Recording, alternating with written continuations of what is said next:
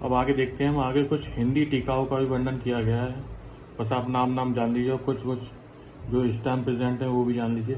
श्री कृष्णलाल ने लिखी, जयदेव विद्याकर कृत ने लिखी, अतिदेव विद्याकर कृत ने लिखी, ब्रह्मानंद त्रिपाठी, ये बहुत फेमस है, चिरक चंद्रिका टीका नाम से अभी अभी मार्केट में मिलती है। रविदत्त त्रिपाठी कृत, ये भी आपको इजीली, और जिससे हम सभी पढ़ते हैं ज़्यादातर मोस्टली बीएमएस में यही चलती है, डॉक्टर काशीनाथ पांडे एवं गोरखनाथ शास्त्री। इनकी टीका का नाम क्या है? विद्योतनी, जिससे हम पढ़ते हैं। अब कुछ इंपॉर्टेंट पॉइंट जो चरक के बारे में आपको जान होना जरूरी है। चरक संहिता का अरबी अनुवाद जो 8वीं शताब्दी में हुआ। चरक संहिता का 8वीं शताब्दी में क्या हुआ? अरबी अनुवाद हुआ। किस नाम से वो फेमस है? चरक इंडियंस नाम से चरक संहिता का अरबी अनुवाद हुआ। ठीक है। चरक संहिता का अंग्रेजी में अनुवाद कब हुआ? वो किया गया कविरत्न अविनाश चंद्र ने किया, जो कि 1891 और 99 में कलकत्ता में प्रकाशित हुई। सबसे पहले कब हुई? 1891 और 99 में। अब हिंदी भाषा में प्रथम अनुवाद पंडित ज्वाला प्रसाद ने किया। ये सबसे पहला क्वेश्चन आता है कि हिंदी अनुवाद सबसे पहले किसने किया? पंडित ज्वाला प्रसाद ने लाहौर में किया। तेलुगु व्याख्या विश्वनाथ शास्त्री ने कौमुदी।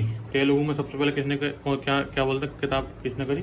कौमुदी। अब पढ़ते हैं कुछ आचार्यों के बारे में पढ़ते हैं। अब भारद्वाज के बारे में पढ़ते हैं। पहले भारद्वाज ने इंद्र से ज्ञान प्राप्त किया। भारद्वाज के पिता बृहस्पति और माता का नाम ममता था। तो भारद्वाज ने किससे ज्ञान प्राप्त किया? भारद्वाज ने ज्ञान प्राप्त किया इंद्र से। और इनके माता पिता का नाम क्या है? पिता का नाम है बृहस्पति, माता का नाम है ममता। चरक संहिता में भारद्वाज को तपस्वी ऋषि होने के कारण उग्र तपा कहा जाता है। ये इंपोर्टेंट क्वेश्चन आ जाता है कभी कभी, पीजी में बहुत बार आया है रिपीट। उग्र तपा किसे कहा गया है? उग्र तपा कहा गया है भारद्वाज को। भारद्वाज को अमितायु भी कहते हैं। ये भी क्वेश्चन आया कि अमितायु किसे कहते हैं, तो ये आप याद कर लीजिएगा। भारद्वाज के दो नाम उग्र तपा और अमितायु। अब पढ़ते हैं हम आत्रेय के बारे में। आत्रेय कौन थे? भारद्वाज ने जिसको ज्ञान दिया उनका नाम आत्रेय थे। तो तीन आत्रेयों का वर्णन पाया जाता है इस पूरी चरक संहिता में। कौन से? पुनर्वासु आत्रेय, कृष्ण आत्रेय, भिक्षु आत्रेय। ठीक है। पुनर्वासु आत्रेय कौन थे? महर्षि अत्रि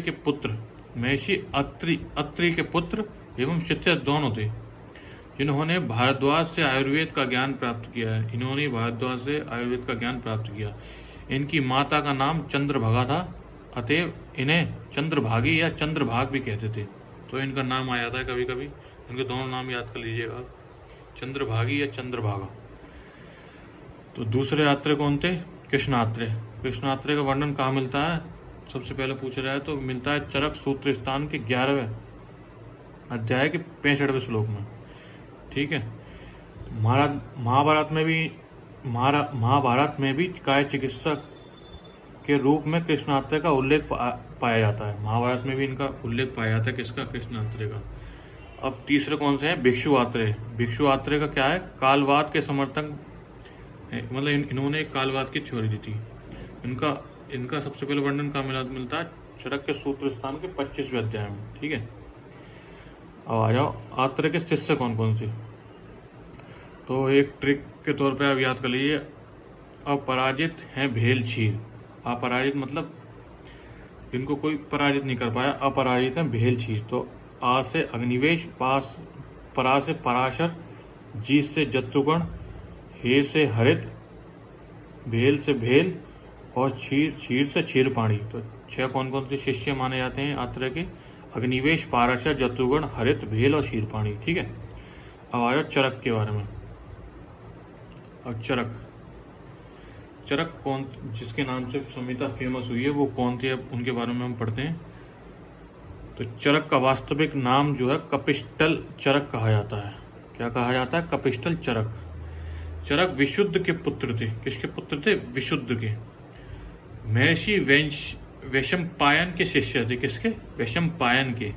चरक कुषाण वंशीय राजा कनिष्क के राज्यवैद्य थे। कुषाण वंशीय राजा, बहुत बड़ा राज हुआ है कुषाण वंशों का, उनके राजा के राजवैद्य थे। ठीक है। इसके बाद भाव प्रकाश के अनुसार चरक शेषनाग के अवतार थे। ये पूछा जाता है कि शेषनाग का अवतार किसे माना गया है चरक संहिता में? किसे माना गया है शेषनाग का अवतार? चरक को। तथा यायावर कोटि के ऋषि थे। यायावर मतलब घूम फिर कर ज्ञान अर्जित करने वाले ऋषि थे। कौन थे? घूम फिर कर ज्ञान अर्जित। ऋषियों के दो प्रकार बताए गए, शालीन और यायावर। शालीन का मतलब जो कुटी में रहते थे, यायावर मतलब जो घूम घूम कर ज्ञान अर्जित करते थे। ठीक है। चरक का निवास स्थान पंचनद प्राप्त में इरावती एवं चंद्रभागा नदियों के बीच स्थित कपिस्थल ग्राम में था। कृष्ण यजुर्वेद की एक शाखा का नाम भी चरक है। कृष्ण यजुर्वेद की एक शाखा का नाम भी चरक है। इस संप्रदाय के लोगों को भी चरक कहते हैं। तो मतभेद हैं बहुत सारे कि चरक किसे कहते हैं। तो किसी का कोई मत है, किसी का कोई मत है, तो हमें सभी मतों के बारे में पढ़ना पड़ता थोड़ा थोड़ा। अब आता है लास्ट दृढ़बल के बारे में। दृढ़बल कौन थे? दृढ़बल थे, ये कपिल बली के पुत्र थे। किसके? कपिल बली के पुत्र थे। इन्होंने चरक संहिता के कुल 120 अध्याय में से 41 अध्याय लिखे हैं। कितने लिखे हैं? 120 में से 41 अध्याय लिखे हैं। जो मिट गए थे वो अध्याय इन्होंने लिखे हैं। कौन कौन से लिखे हैं? इन्होंने पूरा तो कल्प और सिद्धि तो 12 दोनों चैप्टर लिखे हैं, पूरे 12। और चिकित्सा के 17 चैप्टर लिखे हैं। कौन कौन से 17? तो रसायन, बाजीकरण, मदात्य, ज्वर, रक्तपित्त, गुल्म, प्रमेह, कुष्ठ, राजक्षमा, अर्श, अतिसार, द्विवर्णी, विसर्प अध्यायों को छोड़कर शेष सभी 17 अध्याय दृढ़बल ने लिखे हैं। इन सबको छोड़कर, इतने अध्यायों का यहाँ वर्णन है, इनको छोड़कर सभी दृढ़बल ने लिखे हैं। तो ये लेक्चर हम यही खत्म करते हैं। धन्यवाद।